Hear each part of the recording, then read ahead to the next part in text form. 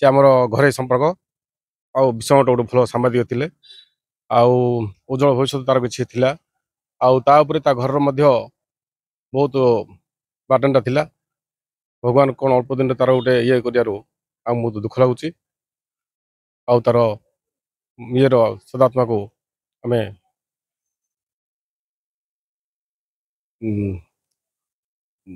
ये करा जाऊँ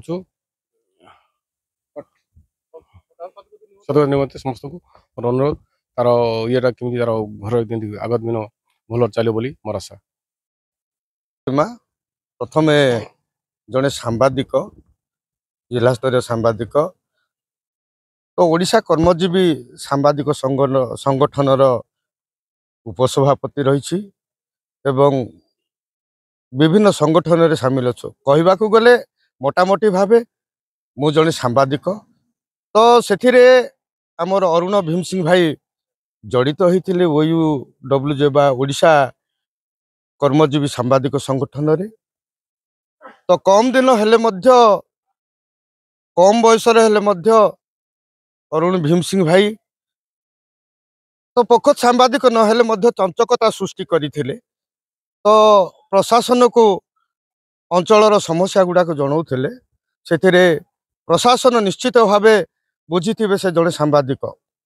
तो मुझे कहबी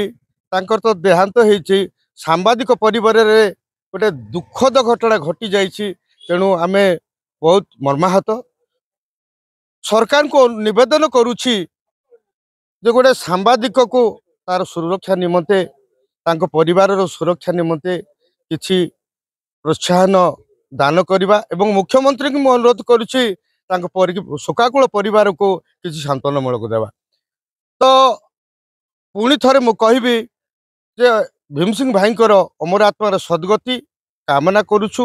सांबादिक परिवार शोकाकुल मर्माहत भावे अमर आत्मा को शांति मिलू सद्गति मिलू एवं शोकाकुल परिवार को सांत्वनामूलक धैर्य देवे तेणु मु जगतरनाथ जगन्नाथ विषमकटक अधिष्ठात्री देवी माँ मार्कमा एवं जिलार अधिष्ठात्री देवी माँ माझी गौरी पाखे एति प्रार्थना कर जय जगन्नाथ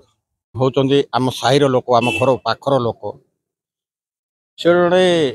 निर्भीक सांबादिक माने जो विषय हो सत्य को खोजिकी से सत्य को किमिति लोकों पाखरे पहुँचाइबा से जो गोटे सांबादिकर गोटे प्रथम गुण निर्भीक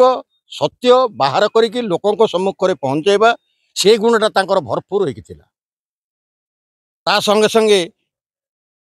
जड़े असहाय लोक को किमिति किछि ना किछि साहाय्य करबा आउ जेतेबेले आपण जोठिकी ताकू डाकंतु बा गोटे विषय ताकू ता पाखरे कहंतु से बिना द्विधारे से काम रे सहयोग करथुला बहुत मर्माहत आमे परिवार पई गोटे आदायर गोटे माध्यम थिला तेणु करी भगवान तांकर भलरे भलरे तांकर जीवनटा नहीं गले किंतु परिवार को शोकाकुल परिवेश रे भसईकरी चली जाइछंती एणु करी सांबादिक संघ सरकार एमान को निवेदन जे से माने कौनसी बाट रहे किछि जदि तांको साहाय्य करिकिरी ए अरुण भीम सिंह की जिपरि तावर परिवार माने भूली जिवे से व्यवस्था करथिले सरकार पाखरे तांकर परिवार ऋणी होइथान्ते आउ विषमकटक जनसाधारण तो शोकाकुल परिवेश वर्तमान अच्छंती वर्तमान सुधा तांकर शव दाह होई पारि नाही आरंभ होउची आउ परिवार सदस्य माँ जने अच्छा वृद्ध माता अच्छा आउ दुई जन भाई बड़ भाई जने सान भाई जन अच्छा पिला छुआ अच्छा तेणुक एमती किसी आर्थिक स्वच्छल परिवार नुहति आर रोजगार रे 70% अर्थ